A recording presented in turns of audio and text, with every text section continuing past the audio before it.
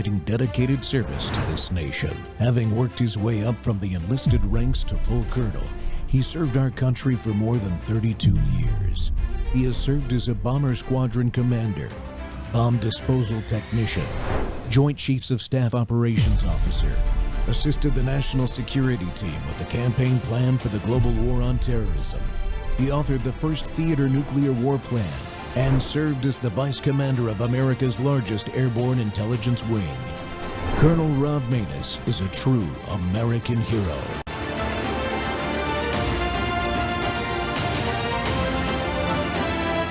This is Rob Maness Live. That breaking news, President Trump's termination of Attorney General Pam Bondi, his second cabinet shakeup in a month.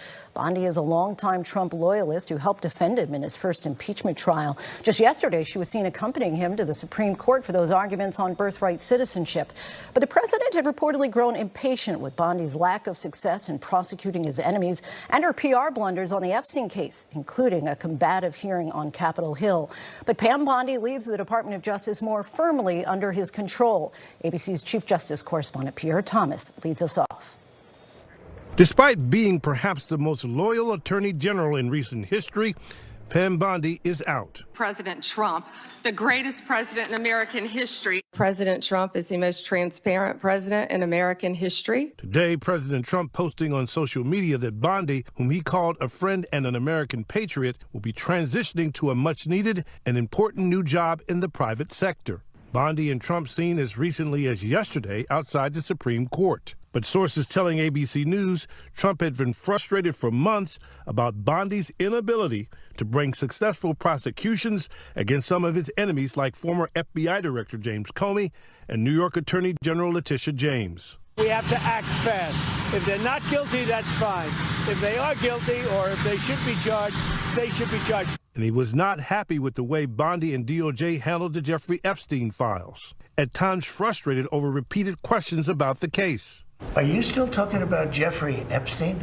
This guy's been talked about for years. Are people still talking about this guy, this creep? That is unbelievable. Bondi had gone to the White House promising transparency, but handing out mostly old Epstein files, leaving many of Trump's MAGA supporters underwhelmed. And there was this moment on Fox News. The DOJ may be releasing the list of Jeffrey Epstein's clients? Will that really happen? It's sitting on my desk right now to review. But DOJ later trying to shut down the release of the Epstein files and acknowledging there was no list. White House Chief of Staff Susie Wiles said on the record in a Vanity Fair interview that Bondi, quote, completely whiffed on Epstein. Democrats celebrating her departure, with Senate Minority Leader Chuck Schumer saying good riddance, claiming that DOJ had been turned into a political weapon. But Republican Charles Grassley, chairman of the Senate Judiciary Committee, thanking Bondi for her work and touting that she had helped bring violent crime down to historic lows. Bondi becomes the second major cabinet official to lose her job in less than a month after Homeland Security Secretary Kristi Noem was removed from her post. The AG is being replaced by Deputy Attorney General Todd Blanche, respected attorney, but also a former defense counsel for President Trump. Just days ago, Blanche touting DOJ's removal of agents and prosecutors who worked on criminal cases involving Trump. There is not a single man or woman at the Department of Justice who had anything to do with those prosecutions. Pierre Thomas joins us now. So, Pierre, is the president likely to get different results with Blanche or whomever he appoints permanently as U.S. Attorney General? Well, it's hard to imagine anyone more loyal than Bondi, and there's no guarantee that judges, grand juries, and juries will give DOJ the results that it wants. Today, Bondi posting that she's eternally grateful for the trust Trump placed in her and that she will continue fighting for Trump and the administration, Lindsay. Pierre Thomas for us. Thanks so much. Good afternoon, my fellow Americans, and welcome back to Training Tuesday on the Rob Maness Show. We're live on World YouTube and our X Spaces simulcast. Well, folks, we're coming to you on Training Tuesday with a critical question facing the president right now. Who should be America's next Attorney General? Pam Bondi, as you just heard, is officially out. The left is cheering. The media is celebrating. But now the real decision process begins. We've heard names like Blanche, the deputy, and Harmeet Dillon, who's working in the DOJ and the civil rights area, has been floated. But today, we've really got to take a look at what the decision is going to be. And I want to make the case for the one guy the radical left fears the most, the man they've spent years trying to destroy because he actually fights back. His name's Ed Martin. Ed Martin has been on the front lines exposing the weaponization of the DOJ and the FBI. He's battled the deep state in courtrooms all across this country. He's defended the Constitution when it wasn't popular to do it, and he's never backed down from the truth. The establishment hates him for a reason, and you'll see some of the clips today. And that's exactly why he might be the perfect choice to clean house completely at the Department of Justice. President Trump needs a fighter that understands the battlefield, someone who won't flinch when the lawfare machine turns its sights on him, which it already has. Ed Martin is that fighter. We're going to break it all down. Today, my special guest is the leader of the Proud Boys, Enrique Tarrio. He needs no introduction, and he knows firsthand what happens when the government turns its power against innocent Americans. Enrique, welcome back to the Rob Maness Show, man. Thank you for having me, Rob. There's a lot that's going on in the DOJ. Just recently, look, two people that are big J6 supporters. One is Jared Weiss, and the other one's Jonathan Gross. One was an attorney, one was an actual J6 defendant. They stepped down from the DOJ. From my understanding, most of the issues come from Todd Blanche. And if the president wasn't happy with Pam Bondi's administration of the DOJ, I would assume that the person that actually is running the DOJ, Todd Blanche, is not too much further from getting the boot also. So I'm here to talk about a couple things. People that I support. I'm just a guy with an internet connection and an opinion, just like most people that are on here. But you've got some personal experience inside the circus, is what I call it. That gives your perspective, I think, important. But tell me, before you dive too far into that, what was your first reaction when you heard Bondi was being fired? Because she was fired. She wasn't just let go. I know that we always try to make it sound like it's honorable and all that, but she was fired. Yeah. So I was in prison when I'm sorry for the dog in the background. I was in prison the first time I heard that Pam Bondi was going to be nominated as the Attorney General, and actually as the most important appointment that the president, any president, can make. That's the executive branch, that branch executes the law that Congress imposes. So at first I was kind of like weirded out. As a Floridian, I know of Pam Bondi. She was my Attorney General here in Florida for quite some time. She was big on the red flag laws, which was never seen in the state of Florida. So for that reason alone, I was kind of skeptical, but I'm like, you know what? He nominated her and I'm going to support it. So when I finally got the pardon, I said two things. I said, the only way that I'll turn on Pam Bondi is if, because we were planning on suing, and the guys, my four other brothers and co-defendants, they were going to try to throw out the case. Well, they put in a motion to dismiss the case, and the DOJ fought it exactly like the Biden DOJ would. They said everything that happened there was perfectly fine. But then why make why create a press release and say that you're firing some of these J6 prosecutors for wrongdoing? So you can't have things. You can't have it both ways. So I said I'd turn on her if she does that, and I'd turn on her if when we placed our lawsuit, if the government would fight us on it, and they have.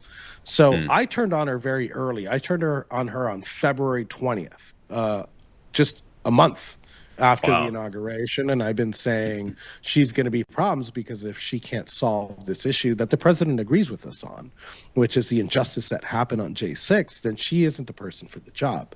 So I got a lot of heat for that because I was going against the president's will. Look, I'm very loyal to the president, but that loyalty doesn't extend to his appointees. It's specifically something that I'm very well aware of, and it's the overreach by the DOJ and the weaponization. So when I heard, and in conclusion, when I heard that she was fired, I was thrilled because I've been calling for her firing ever since the beginning of summer. Yeah, and the story's coming out, Enrique, that the president was frustrated with her. That's why he fired her. As a matter of fact, one of my contacts said that he fired her in the car, either on the way to or from the Supreme Court, where the president, for the first time ever, sitting president, sat in on the oral arguments for the birthright citizenship case and everything. And and apparently she begged him not to do it.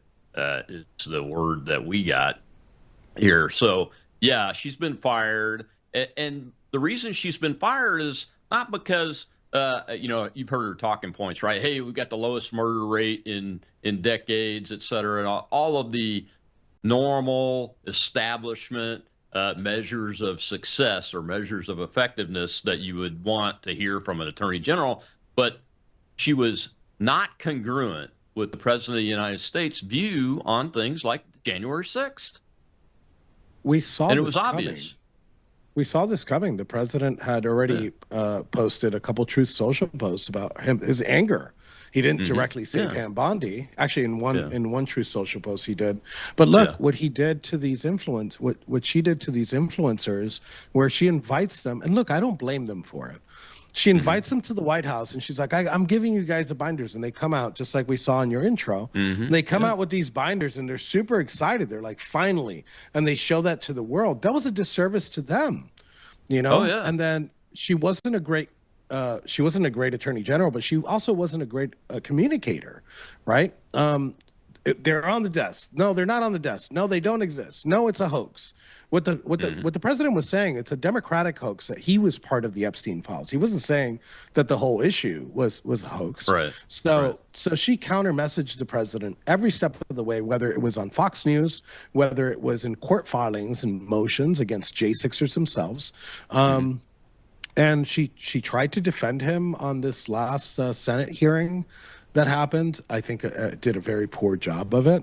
And the president was fed up because we only have 2.5 years. 2.5 years to get accountability, or this is what's going to happen. They're going to arrest the president again. If we don't put these people in jail, we don't get accountability, the president will be in prison. And I'd rather be on the offense than on the defense in 2029. Absolutely.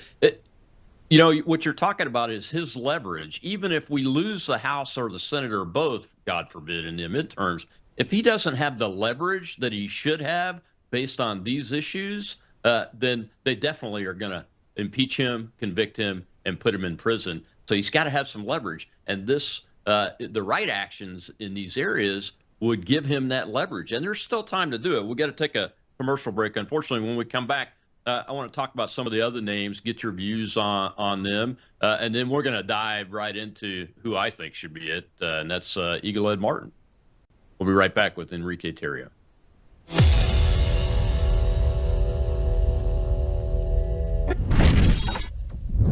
You woke up with a sore throat and a low-grade fever. You know you are getting sick, so here's your choices. You can get sicker and miss work. Try to see a doctor this week, or sit hours in a crowded waiting room at urgent care. I have a smarter option for you. Open your medical emergency kit. Match your symptoms to doctor-recommended prescription in your booklet and take the right meds now and get well faster. This is not a first aid kit. It's like having an urgent care in your home. It includes doctor-prescribed medications to treat over 39 medical issues like respiratory infections, strep throat, pneumonia, UTIs, and more. No waiting to see the doctor and no standing in line at the pharmacy. It's right here. Every home should have at least one medical emergency kit, and here's how to order. Go to worldviewhealthcare.com. Your kit to treat dozens of common and serious illnesses is rushed to your door. worldviewhealthcare.com. That's worldviewhealthcare.com. The emergency kit available at worldviewhealthcare.com. Make sure you don't have to go to urgent care. I got pneumonia. I didn't have to go. I took this last year. Stayed at home. Went to bed. And it told you everything about where she was as Attorney General, deflecting instead of delivering. Now, in fairness, Bondi did do some things right. Murders dropped significantly. The DOJ cracked down on illegal immigration, and she cleaned house. An estimated 5,500 attorneys left the department during her 14 months. A lot of those people needed to go. The Jack Smith prosecutors? Good riddance. The FBI officials building cases against January 6th grandmothers? That should have been gone on day one. But when you clear out half the building, you have to replace them with people who can actually win cases, and that didn't happen, unfortunately. The Comey and James indictments were thrown out on basic appointment technicalities, and that's not a legal loss, it's a management failure. One more detail, the House Oversight Committee subpoenaed Bondi to testify under oath on April 14th about the Epstein files. Nancy Mace says the subpoena still stands, even though Bondi is out. Democrat Robert Garcia says she, quote, will not escape accountability. Chairman Comer says he is consulting Republicans on the next steps. And despite what the president said about the private sector transition, CNN reports Bondi doesn't actually have another job lined up. But then again, that's CNN, so who knows? But knowing this president, she will land somewhere. Takes care of his people, even when they fall short of expectations. So who's next? Let's take a look. Todd Blanche is acting attorney general right now. He's Trump's former personal defense attorney. He knows the DOJ, he knows the president, and he is already in the building. But the front runner for the permanent job is Lee Zeldin, currently running the EPA. 46 years old, he became the youngest attorney in New York State history at age 23. Served in Congress from 2015 to 2023, supported Trump in both impeachments, voted against certifying the 2020 election. That's a big deal. And he had been running what he calls the largest deregulation effort in American history. When he appeared at an EPA panel yesterday and someone yelled in the audience, "Mr. Attorney General!" he kept a straight face, ignored it. Nancy Mace said yesterday if the reports that Lee Zeldin will be replacing Pam Bondi as Attorney General are true, she welcomes it. Other names being floated, Harmeet Dillon from the DOJ Civil Rights Division, Jay Clayton, the U.S. Attorney for the Southern District of New York, and Justice Jeanine Pirro, currently serving as U.S. Attorney for the District of Columbia. Senate Judiciary Chairman Chuck Grassley says the committee will move expeditiously to confirm a new nominee. But given everything that has happened, any confirmation hearing is going to be a battle. That's right. It's going to be a battle and a battle royale. I guarantee it, no matter who the president appoints or nominates to the position of Attorney General to follow Bondi. And my guest today is Enrique Tarrio. And Enrique knows what it's like personally to have the justice system weaponized against the citizen. Enrique, you mentioned Blanche in the first segment. What's the problem with Blanche? I mean, obviously, the president must have some kind of trust level with him because he defended him in that case and won it very effectively. But I hear a lot of rumors around Todd Blanche that he's an obstructionist and that kind of thing. With just correcting my friend David Pollack on there, and the prosecutors for January 6th have not been fired. As a matter of fact, one of the lead prosecutors for all the cases, Jocelyn Ballantyne, still works for the DOJ. Connor Morrow, which was the bulldog in our prosecutor case, still works there. There's a couple of others, and there's some that still remain. So to answer the question about Todd Blanche, I reserved my criticisms of Todd Blanche up until January. In January, I had some conversations with some officials that work at the DOJ because I was hearing those same rumors as you. And it was confirmed by them that most of the blocking was happening by Todd Blanche. And look, I have no doubt of what you said, that the president still supports Pam Bondi and still supports Todd Blanche, at a personal level. Todd helped him in the first impeachment trial. Todd Blanche helped him in the New York documents case. So the president is loyal, but the president also sees when somebody's not performing. And the reason why, and just up until recently, he had defended Pam Bondi up until like 3 weeks before we heard the president defend her. But at the end of the day, the person who really runs the DOJ is the deputy director of the DOJ, which is Todd Blanche. We've heard he's stopped some of these pardons from going through, these pardons applications that Ed Martin has put through, has attempted to put through. We've also seen that he's blocked cases when it comes to Adam Schiff. And we saw, I don't know who to blame for this, but like we had Comey in our grasp and we had Letitia James in our grasp. So the deep state arrest count is not 0, it's -2. And I feel, look, I'm going to make a prediction here. I think Blanche is out within the next 45 days. If he's not out in the next 45 days, he'll definitely be out by the time that primaries for the next general election starts. I think we'll see that. Maybe at the end of the week. We might see a drastic change in the DOJ. My insider sources are telling me, from multiple sources, are telling me what the shakeup is going to look like. What do you think about, I mean, this issue with him of blocking pardons, not going after people that went after President Trump? I mean, Bondi, at least under her steering, went after Comey and James, although it failed for reasons that, as you've mentioned, the deputy really runs the DOJ, so he's got to have responsibility for that. But he hasn't gone after Schiff. Schiff is one of the worst offenders. Schiff, Swalwell, all of them. Benny Thompson, the chair of the January 6th Select Committee, the Republicans, so-called Republicans that were involved in that, none of those people have been held accountable. And if Adam Schiff can't be held accountable by this DOJ, who the heck could be? I mean, he's the worst offender. He's released classified information. He said that there was stuff in classified information that wasn't, lied, and all kinds of things.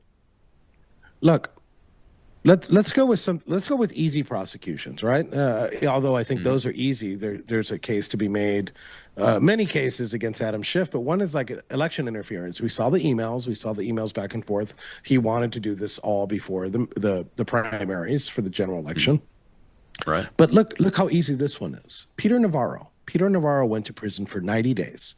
90 days for contempt of Congress. I know that he's in the Supreme Court now, and so is Bannon. Or I think it's Bannon that's in the Supreme Court now fighting that. Yeah. But regardless of the fact, they set the precedent. They said, well, look, we're going to give you 90 days if you don't answer this congressional subpoena. Well, Representative Anna Paulina Luna referred Merrick Garland for the same exact crime under the same exact circumstances. But you know who she had to refer him to? She had to refer Merrick Garland to Merrick Garland's DOJ. They refused. The statute of limitations on that is not up. At least give me 90 days. At least give me 90 days of Merrick Garland in a prison. And we're not seeing that. And we didn't see that. And the referral's there. So it's not like it went away. So they could use that same referral, or you could contact Representative Luna and bring that up again and put him in jail for 30 days. At least give the base what it asked for. We didn't vote for cheaper eggs. We didn't vote for cheaper gas, although that was part of the reason. We voted for accountability. And accountability to those that weaponize, not only against just the president of the United States, but his supporters at large. So the next attorney general has to be a pit bull. It has to be somebody that has gone through the ringer, not just somebody that saw it from the outside. It has to be somebody that has witnessed it firsthand and knows what the issues are, and somebody that would take decisive actions. Because again, I say, we have 2.5 years. And in 2.5 years, if this is not solved, the president goes to prison and his supporters are next. They're going to play the reverse game. During the Biden administration, they arrested his supporters like a chessboard. They took the pawns, they took the rooks, they took the knights in order to get to the king. They're going to play reverse chess this time. Right. They're going to take the king piece and then take all the other pieces. And it's going to be very, very easy for them to do that. Oh, it absolutely will. So let's talk about Zeldin. Why is his name coming up all of a sudden? I like what he's doing at the EPA. Don't get me wrong. I think he's taken on that pit of vipers pretty effectively. But I just didn't see him as an AG that would be the pit bull kind of guy. So I was away for 3 years. I can't tell you I know too much about Lee Zeldin. From what I've heard, he's good. He would be great for the position. By a lot of people that I respect, that I know and I respect. So look, I won't be the first one. I won't be the one to say, oh no, I don't want Lee Zeldin. I don't know enough about him. That also is a little bit concerning to me because I'm in the know on everything for the most part. But I don't know. Do I trust my friends here? Yes, I do. I do. So, but it goes beyond why the name is coming up. Rob, I think on Thursday we're gonna get some news. At the very latest Friday, Lee Zeldin will be nominated as the next Attorney General of the United States. Oh, you think he will? I think he will. Yeah. And that's based on multiple sources. I think was the assassination attempt on him, did that happen while you were in prison? Are you aware of that? No, I'm not aware. A guy attacked him with a knife, I believe, on stage, if I remember correctly. Oh, yes. Actually, at a campaign event when he was running for governor. When he was running against Kathy Hochul. Yeah, I think that's one of his positives is that he has survived something like that was ginned up by the left, ginned up by leftists in the DOJ because of what they said. I think it's crazy that we're like, okay, well, does this person have prosecutorial experience? It's not about that. I think it's about like somebody that knows what the problems are, and a deputy attorney, a DAG that would like execute some of those. So I think that's why those three positions, the top three positions in the DOJ, are very important. I think here's another thing. I think Thursday or Friday, I think that we'll see a nomination of Harmeet Dillon as the number 3 at the DOJ. Oh yeah. I think so. Look, I'm just, for one, I'm speculating based on what people are telling me. I've been known to be wrong before, so please don't quote me on it. But these are I'm writing all these down. So these are very reliable sources, and I think that this is something that's going to happen. So I think, in my mind at least, where the question mark lies is on that number 2 position. Who will take that number 2 position, which is, I think, the most important position in the DOJ. I agree. I agree. Having been a vice commander of the Air Force's only airborne intelligence wing, I know exactly how important the number 2 position is in a large bureaucracy and organization. That's got a real mission. I like Harmeet. I've known of her for a long time. We followed each other. We've only met once or twice in person, but I like what she's been doing in the Civil Rights Division, and she's got courage. Got the courage to keep out there messaging in the public that most of her stuff I agree with. I mean, I can't even think of anything that I disagree with, quite frankly. I'd like to see her more aggressive on the Second Amendment office that she stood up, but she stood it up. I mean, that's pretty amazing right there. Right. All right, well, we got to take another break, Enrique. When we come back, I want to know who you think is going to be the number 2. I've got an idea. I've already opened my kimono. We'll see what Enrique thinks about it. We'll be right back on the Rob Maness Show here live at Worldview Tube. I just want to say,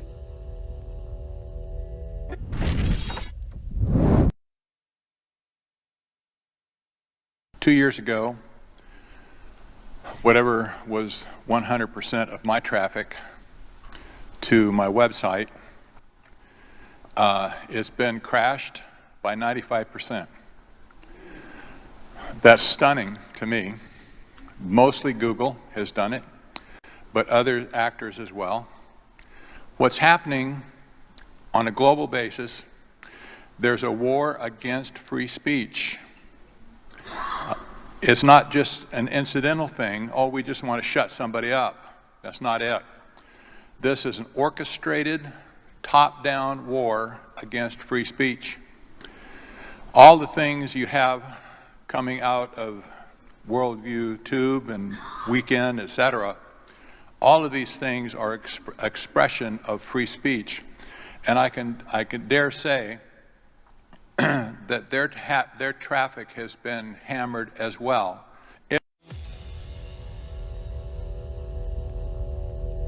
people, Ed Martin. And look, I don't know what's going on. Ed Martin is a great warrior. He was supposed to be, when he left the D.C.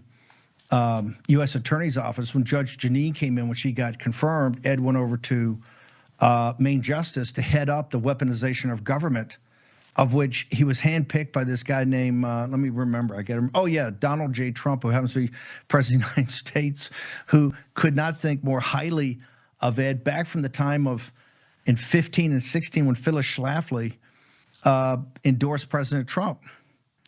And Ed Martin has been a warrior since then. He's one of the toughest hombres I've ever met. And now there's a Washington Post story that says today that Ed Martin is out of Main Justice. He's off of not heading the weaponization, but he's not even on the weaponization working group. I don't know how that happened. And he's now doing pardons full time at the pardon. And there's this discussion he may go over to the White House in a senior position. I'd rather have him in Main Justice on weaponization. I think it's good for the country. This guy's a total warrior. Welcome back to the Rob Maness Show. It's Tuesday, Training Tuesday, and we're live on Worldview 2 and our X Spaces simulcast. And Scott Pressler's in our audience over on the space, along with a bunch of other notables. You guys need to get in there and ask some questions if you get the opportunity. We are always open for questions, and my guest today is Enrique Tarrio, and we're talking about the Pam Bondi's firing as Attorney General of the United States and who might replace her and everything. And Enrique, I think we've talked about everybody that I knew about except for one guy, and that's that guy Bannon was just talking about there. And he has been through a little bit of a fire, Ed Martin. He has quite an impressive background. You know, he was chief of staff for the governor of Missouri. As Bannon says, you know, he was for the Phyllis Schlafly at the Eagle Forum, and he was the district attorney for the D.C. temporarily until he couldn't get confirmed, which I think is a big, you know, when I'm pushing out these names, right? Tom Fitton, Ed Martin, and I'm like, hey, these people should be like, everybody comes in the comments and it's like, well, they can't get past Senate confirmation. And look, while I understand that, I don't think anybody that we need can get Senate confirmed. Look, I have a different view on it. I think he makes these appointments, these 180-day appointments, these temporary appointments, all the way through the end of his term, because what we need, and you know, I don't know. I don't know if Lee Zeldin would make the cut. Maybe if he's a buzzsaw, he makes the cut. I think that you'll see a lot of pushback from Democrats. Again, I'm nothing against Lee Zeldin. I just think that the people that are effective, we can't put them in. But we could put them in because there is a way. There is a constitutional way to do this. Just simply a constitutional way that the same way we have Todd Blanche right now is a way that we see that can move forward. But to go back to Ed, there's nobody that I'd rather see more as Attorney General of the United States, and I'd just be super happy with Deputy Attorney General than Ed Martin, because you know I told you exactly what I think that we need, and what we're looking for is that we need a buzzsaw. We need somebody that's been through that hell, somebody that's fought for many J6ers, including Billy Crespin, a J6er, a good friend of mine, and a Proud Boy. We saw him argue cases, and look, I don't think if we would have exhumed O.J. Simpson's attorney, I forgot what his name is. The name's escaping me. Yeah, it's escaping me too. But we exhume him and we clone him, and we put him in all different kinds of colors. You know, white one, a black one, a Chinese one. It doesn't matter. We could all put them in one team. It wouldn't have won in a D.C. court because we had a rigged system and a rigged jury. But he still fought it. He still fought it, and he fought hard for all of us. And there's a reason why the president chose him as a D.C. Attorney General, because that's one of the most important, actually the most important local position that we have in the United States. So the president does have a lot of trust in Ed. And I think that he would make the person, I think he would make, he's the best choice. I'm just going to put it that way. He's the best choice for the job. He's somebody that's been through the ringer. He's somebody that's fought hard for the president. He's fought hard weaponization. And the person that took him off that weaponization grip was none other than Todd Blanche. So, I didn't know that. Yeah. So he's still the pardon attorney, but at the head of that weaponization group, that's who we needed. That's who we needed. Yeah. I mean, as you know, we both work with Cynthia Hughes on the Weaponization Watch organization, and Ed communicates with them quite frequently. I've run into him several times, and but I've known him since Phyllis Schlafly first endorsed me when I ran for the U.S. Senate the first time, and the guy's just got this, as you mentioned, his resume can't really be beaten. And then when you look at how he's been attacked, even while in his position now by both people inside and the media and Democrats and all that, and he wears it well. I mean, the man is just he's stoic, and he looks the enemy in the face, and he says, "Okay, we're going in, guys." I mean, that's exactly the kind of pit bull that you need as a deputy attorney general, really. Correct. I think, and a lot of people, and I see the name that I just keep seeing floating around is Ed Martin, across my feed, across other people that I don't even know. They're like, yeah, let's go for Ed Martin. And the fact that the left hates him so much that they want to bomb his confirmation leads me to believe that this is the guy for the job, and I get like, oh, well, we need a Senate confirm. Look, I get it, but we need more. We need to do more. We need to play the game. We don't play the game, we're going to lose. And I'll give you the number one example. After January 6th, some people got arrested that very January. They didn't even spend 30 days out. And they got arrested. They were indicted.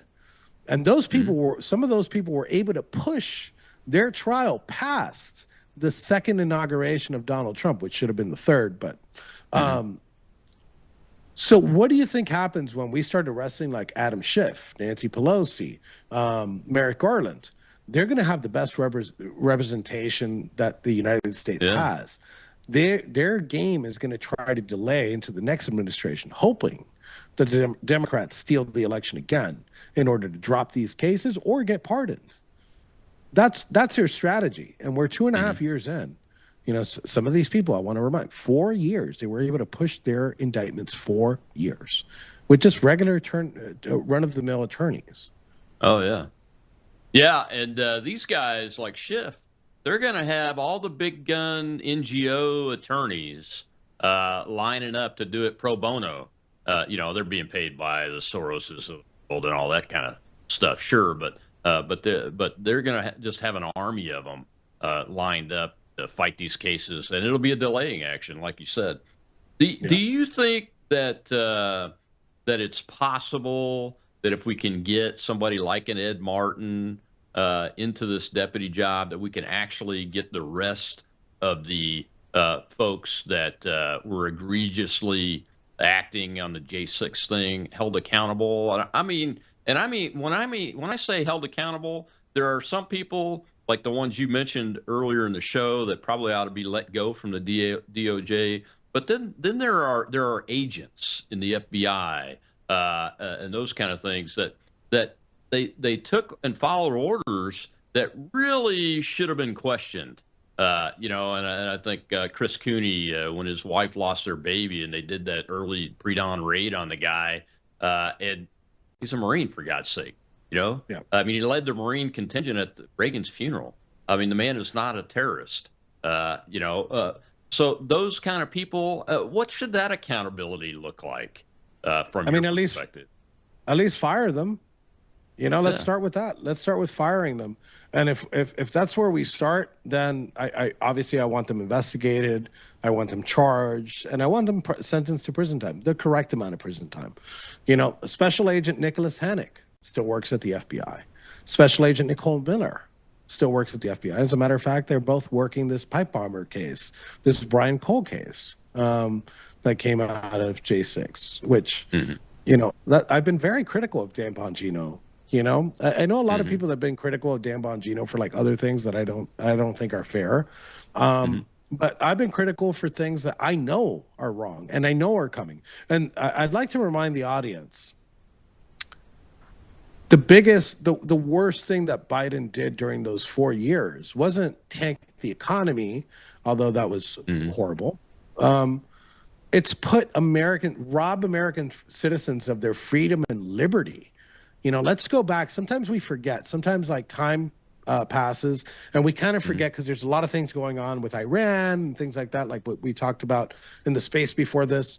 But like the biggest injustice that was ever happened in those 4 years, and I'd say over the past 50 years, is definitely going to be the J6ers. So any FBI agent or any prosecutor that have anything to do with these cases, they should be fired at the bare minimum. And I think if we appoint Ed Martin, I think that the first thing that he's going to do, knowing all these cases, is going to be firing, cleaning house. That's what we voted for. Draining, do you remember in 2016, drain the swamp?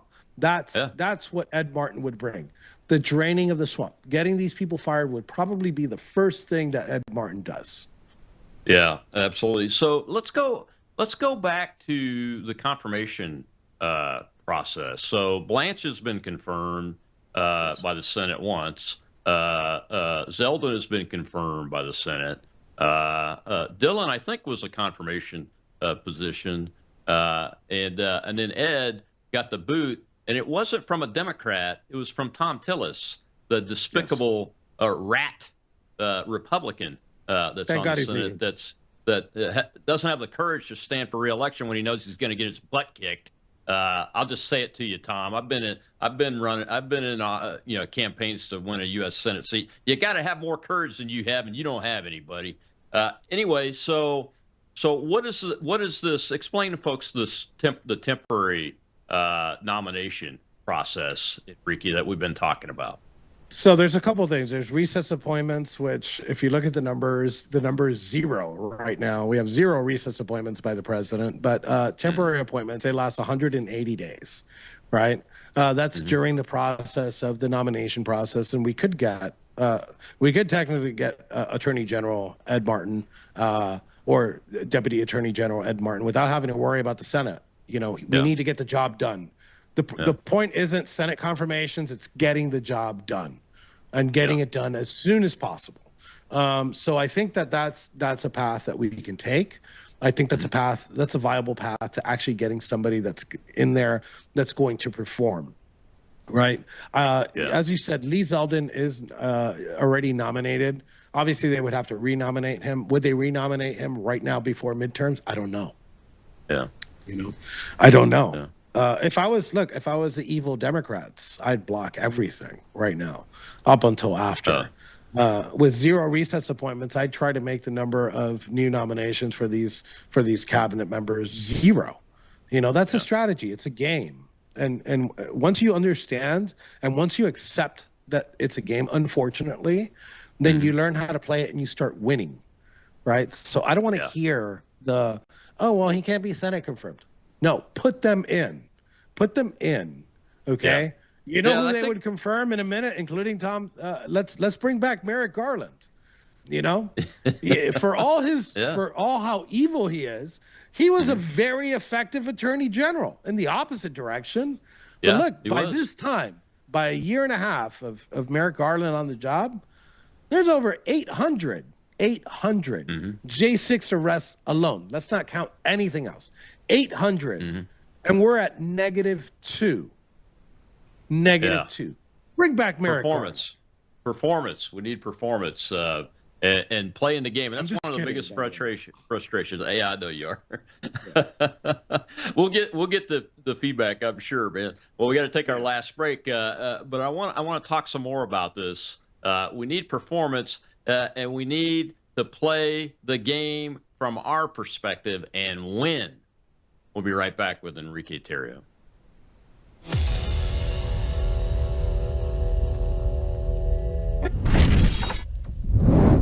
News is moving faster than ever, and so are we.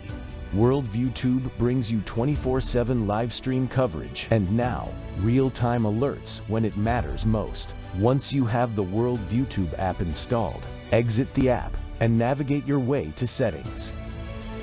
In Settings, locate the tab labeled Notifications. Select the Notifications tab. Scroll down until you locate the Worldview Tube app icon. Select the tab, and here you can turn on and customize your notification experience for the Worldview Tube app.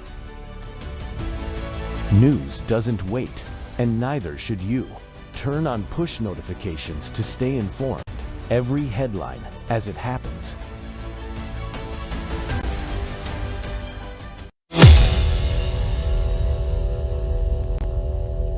What about the January 6th committee? Did they destroy evidence? Is there criminality there? Of course, we're all in that too. And trust me, a lot of people did not get a pardon that were involved in the select committee, and they ought to be keeping an eye on their mailbox, because there's a lot to be asked about. And the pardons that were given out were done by an auto pen. Are they legitimate? Well, I'm the pardon attorney, so I'm in that too. I can tell you we're investigating how the pardons were granted. It was not like anything in the history of America what not Joe Biden, his staffers did, not just with the auto pen, but with faking him out on the memos. More to come, Maria. I'm telling you, Pam Bondi has let us. Welcome back to the Rob Maness Show. It's Training Tuesday on Worldview Tube, and our X Spaces simulcast. We're live. My guest is Enrique Terrio, and that guy right there, Enrique, that was some time ago, but that's the reason why Tom Tillis kicked him out of that job, is because he has guts, and he's right there on the target. And he's not talking about stuff that doesn't exist or some made-up charge or anything. He's talking about real facts, real actions that should and can be held accountable. And if we had the right person in as the Attorney General, or especially as the Deputy Attorney General, we could get that job done. Yeah, and he sounded a little bit. I was looking away from the screen. I thought it was Trump talking. He's got that. He's got that Trump talk. And look, all the things that he said that he's working on, those were blocked. Those were blocked. Yeah. So and I look, I've never met him. I've never had a conversation with him. I've never had an exchange with him. I'm telling you from what I see, right? Mm-hmm. And what I see is a pit bull. What I see is what America needs. America needs somebody like Ed to take the helm of the most important, I think, of the branches within the executive, the bureaus within the executive, and that's the Department of Justice. That is a hammer. That is the spear of justice, right? That's the rule of law, and I think Ed knows this very well. I think Ed is a person that's motivated, a person that's educated, a person that's experienced, and a person that has been through the ringer for your average, everyday American citizen, and that includes the President of the United States. Yeah, absolutely right, man. Look, when I was researching for this show, there's a clip that keeps coming up of CNN hitting Ed over a J6er named Tim Hale, and I've interviewed Tim several times. I know his story, and the CNN clip that keeps coming up, it's kind of a conglomeration of different sayings, but they're lying in the clip about Ed and about Tim and the whole situation to make it look like he supports Nazis. And the clip is still there, which tells you that people are going to it and sharing it, and it keeps popping up because people are talking about it again. And folks, mark my word, Ed Martin is the man for a higher level job. I think he's doing a good job at the pardon level, but as you said, a lot of activity has been blocked. We would see a lot more of these pardons of unjust prosecutions. Not just obviously I'm a J6er, and there's 11 individuals right now that need these pardons. I believe 12. I'm sorry. 12 individuals that need these pardons. But beyond that, there's so many people in the system that I've witnessed that like either are innocent of their crimes or they were over prosecuted and over sentenced. Most of our prison, because sometimes we're like, oh, those prisoners belong in there. You know, like that's like the typical thing. Yeah. But when you talk to these people, you're like, wait, what did you do? What do you mean you got 30 years for that? Yeah, well, there's a technicality in the law and how the sentencing works. And I'm like, yeah, you know what? And they admit, they're like, look, I did something wrong, you know, and that merits like a 3-year sentence, like normal, but they over prosecuted them. The trial tax is another thing. Like if you decide to take it to trial and you lose, you get a lot more time. You know, those are discrepancies that I think that Ed Martin is trying and has been successful in many, many occasions, but not all the ones that are supposed to be signed not because of his own doing. He's getting blocked. He's getting blocked because it has to go through DAG. It has to go through the Deputy Attorney General. So we'd see a lot of justice happening in a system that's corrupt. Even look, the left should agree with me on this. There's a lot of people that are in prison that shouldn't be in prison, and Ed Martin would be a champion. And it's not a partisan thing. It'd be a bipartisan thing where he doesn't see that. He just sees, hey, look, there's something wrong that happened here, or this person's heavily apologetic, so this merits a commutation or pardon. Yeah, and the great thing is, I know for a fact, because I had the privilege of attending an event at the Capitol Visitor Center that Cynthia Hughes of Weaponization Watch gave me an invitation to, and so Ed is working with the head of the Bureau of Prisons and his deputy, and Todd Chrisley, who was in prison, and Bannon, I think, is involved in some way in getting the prison system corrected too, in addition to what you're talking about. But let me ask you about, before we get to the end of the show here, I wanted to ask you specifically about at least one person, and that is my friend Joe Biggs, U.S. Army veteran, 2-time Purple Heart wounded in combat gentleman. What is Joe's status, and is anything being done to help him? That's probably a difficult question I didn't expect to get asked. Joe could be doing better. He's happy, you know, but Joe could be doing better. His benefits have been taken from him. He still doesn't have, and that's because he's only been commuted, not pardoned. And I think that if anybody deserves it, like these people, these 12 individuals, specifically Joe, like we're not charged with violence. You know, none of these cases have anything to do with violence. Joe never touched a police officer. Joe never broke anything. He walked in and out of the Capitol. And for that, it's cost him. Basically, it's like he's not even a veteran anymore. You know, somebody that fought and bled multiple times for this country, Army Ranger, decorated. And he's struggling. I wish I could tell you like he's doing amazing. He's good of spirit, but he's struggling. He's struggling tremendously. He had PTSD before he went in, and imagine locking somebody in solitary for 4 years. So I wish I had better news, you know. Well, that's why I asked the question, Enrique, because I love Joe. I've had him on my show several times in the past, when you guys were doing God's work in places like Portland. You know, and I think he's had a disservice done to him. You know, he's had his sentence commuted. He should be getting his veterans benefits back, and he's not. And I want to highlight that kind of injustice, because it is an injustice. You know, and without the veterans benefits, Joe can't get the treatment for PTSD if he has it from the people that know how to do it best. That's a big issue. You know, and his kids need him healthy, and they need him doing well. And I know he has kids, so I mean that, and I'm singling out Joe Biggs because I know him and I care about him, and he's a veteran too. But this applies to several people. I mean, it's not just him. But I wanted to have that on the show, so if somebody sees it, we can get somebody to step in, because I will continue to bring him up and the others that I find out about when I find out about. Yeah. Yeah. And again, look, unfortunately, we live in political times. And look, there's 1,600 of us, and I've always said that I won't talk bad about any J6er.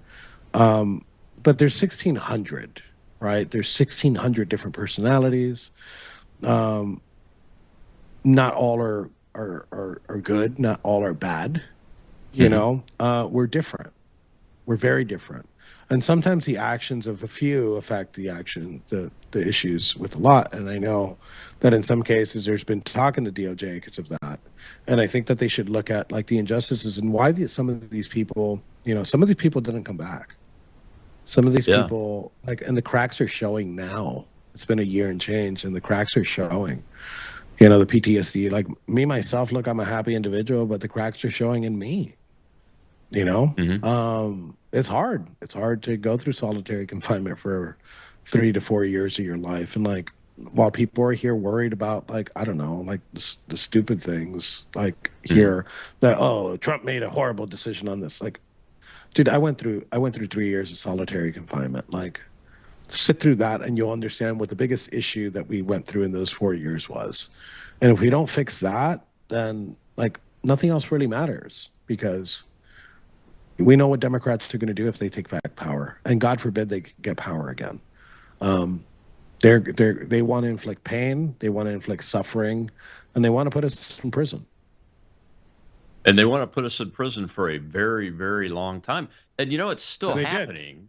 They did. And it's still happening. The government's still weaponized against people. You and I have run into people that are in cases today that are being sentenced to long-term sentences for things you go, really? Okay, you did something wrong, but you're going to prison for 12 years? Maybe it ought to be a year? That kind of stuff, so...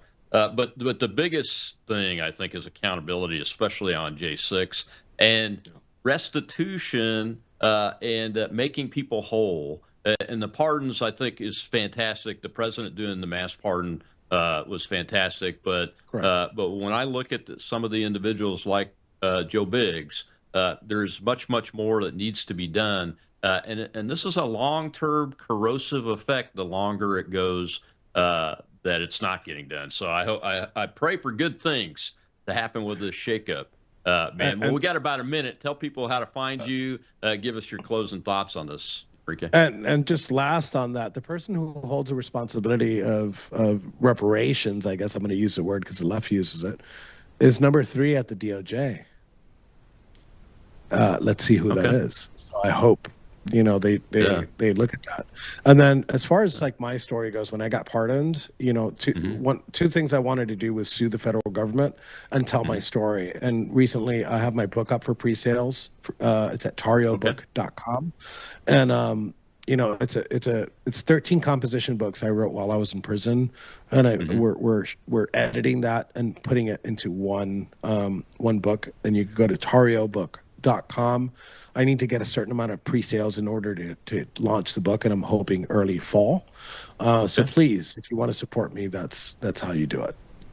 Absolutely, man. tariobook.com. Thank you so much, Enrique, for your time and for supporting your fellow Americans with everything you're doing. We appreciate it.